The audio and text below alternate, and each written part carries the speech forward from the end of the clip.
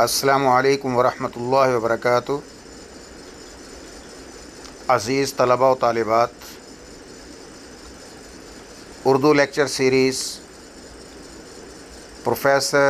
Urdu professor YouTube channel سے professor Chaudhry محمد شریف آرائیں صنائع بدائع کے lecture کے ساتھ حاضر خدمت ہے۔ آج کے لیکچر میں ہم صنعت رد العجز علی الصدر سمجھیں گے، پڑھیں گے۔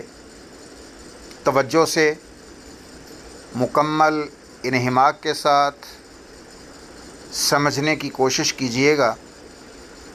بہت آسان ہے اور بہت زیادہ اہم ہے، امپورٹنٹ ہے۔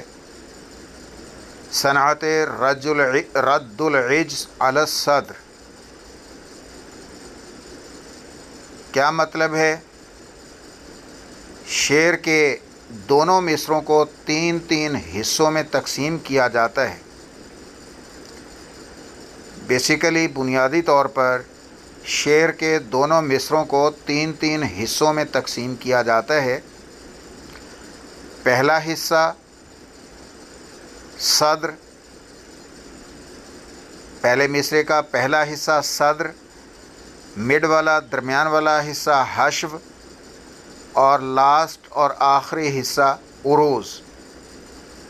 اسی طرح دوسرا مصرع، اس کا پہلا حصہ ابتدا، درمیان والا حصہ حشو، وہی جو پہلے مصرے کا درمیان والا حصہ کہلاتا ہے، وہی دوسرے مصرے میں درمیان والا حصہ کہلاتا ہے حشو۔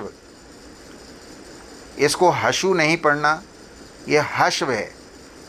اسی طرح نظم کی اقسام میں سے ایک قسم ہے حجو، حجویہ، قصیدہ حجویہ، ایسا قصیدہ جس میں کسی کی برائی بیان کی جائے، مذمت بیان کی جائے، تو یہ حشو ہے۔ حشو کا لفظی معنی، عربی کا یہ لفظ، اور اس کا لفظی معنی زائد ہوتا ہے، اضافی حشو، جس کی ضرورت نہ ہو۔ اور لاسٹ اور آخری حصہ دوسرے مصرے کا تیسرا حصہ وہ عجز کہلاتا ہے، عجز۔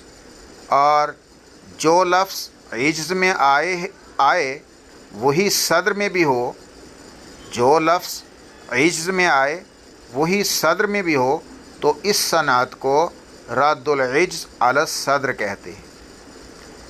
دوبارہ سمجھ لیجئے، اچھے طریقے سے ذہن نشین کر لیں کہ جو لفظ عجز میں آئے، عجز دوسرے مصرے کا آخری حصہ، تیسرا حصہ، اس میں جو لفظ آ جائے، اگر وہی لفظ جو ہے وہ صدر پہلے مصرے کے پہلے حصے میں بھی آ جائے، تو اس صنعت کو رد العجز علی الصدر کہتے ہیں۔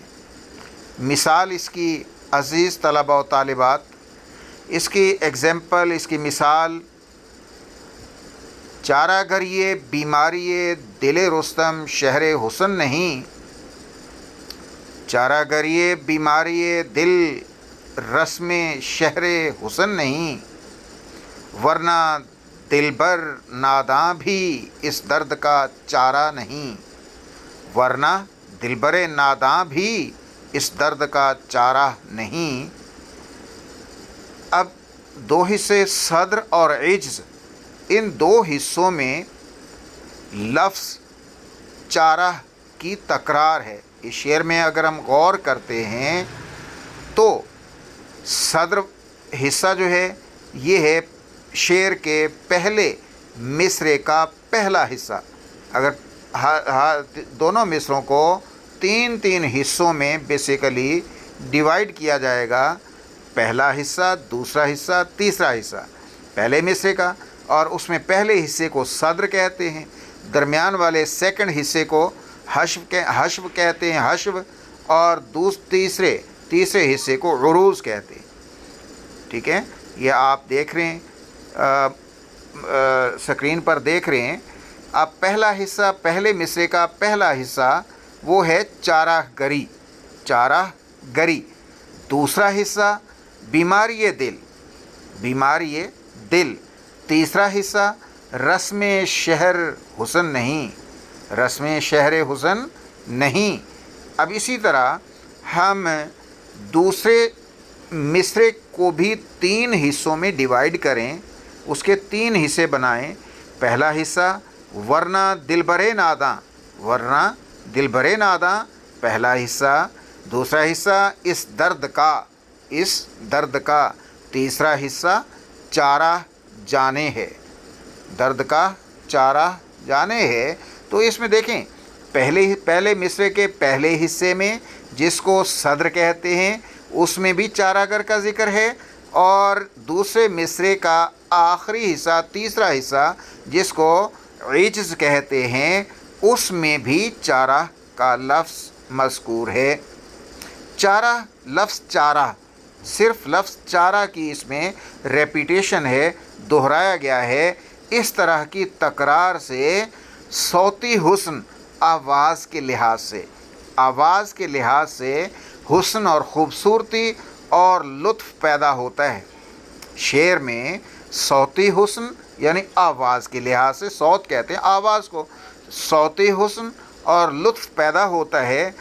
आगे देखिए, तरसीय ममासिला, तरसीय ममासिला, इसमें क्या होता है कि अगर किसी शेर में, कलाम में, दोनों मिसरों में अल्फाज अलत तरतीब, अल्फाज अलत तरतीब, हम वज़न हूँ, हम वज़न हूँ, हम काफ़िया ना हूँ, हम काफ़िया न हूँ, तो इस ऐसी सूरत हाल में ऐसे शेर की फ़नी खूबी जो है वो कहलाएगी सनत तरसीय ममासिला, सनत तरसीय ममासिला। मसलन इसकी मिसाल, ए शहनशाह फ़लक, ए शहनशाह फ़लक, ए शहनशाह फ़लक मंज़रो बेमिसलो नज़ीर, ए जहाँदारे करम शेवाओ बेशुबाओ अदील। देखें, इस शेर में आप देखें, हम वज़न अल्फाज तो हैं मगर हम काफ़िया नहीं हैं। वज़न उनका बराबर है, ठीक है, मगर इसमें आवाज़ एक जैसी नहीं है। एराब के लिहाज से, हरूफ के लिहाज से अल्फाज क्या हैं, हम वज़न हैं, ठीक है, मंज़र, मिसल, नज़ीर, ठीक है। तो इनका वज़न जो है एक जैसा है मगर हम काफ़िया नहीं हैं, यानी हम आवाज़ अल्फाज नहीं, इनकी आवाज़, इनकी सौत जो है उसमें फ़र्क है, डिफरेंट है, मुख्तलिफ है। अज़ीज़ तलबा व तालिबात, मैं जहाँ पर आप उर्दू प्रोफ़ेसर यूट्यूब चैनल से इस्तिफ़ादा करते हैं, तो मेरे ख़्याल में आप अपने दोस्तों को भी, अपने कोलीग्स को भी नहीं भूलेंगे। आप उनको, उनके लिए मेरे यूट्यूब चैनल उर्दू प्रोफ़ेसर को उनके साथ शेयर करेंगे, और मैं उम्मीद करता हूँ कि आप उनकी खैर ख़्वाही सोचते हुए, उनकी भलाई सोचते हुए उनको ये एडवाइस भी कर देंगे कि इस यूट्यूब चैनल उर्दू प्रोफ़ेसर से के ज़रिए से आप अपनी उर्दू की बेहतरीन तैयारी कर सकते हैं। और इसके साथ साथ मैं ये इल्तिमास भी करूँगा कि चैनल को सब्सक्राइब करना मत भूलिएगा। इसके साथ साथ बेल आइकन का बटन भी ज़रूर प्रेस कीजिएगा, और शेयर करना तो भूलना ही नहीं है। इसके साथ ही इजाज़त चाहूँगा। आपका professor, Urdu professor YouTube channel आपसे इजाज़त का तलबगार है।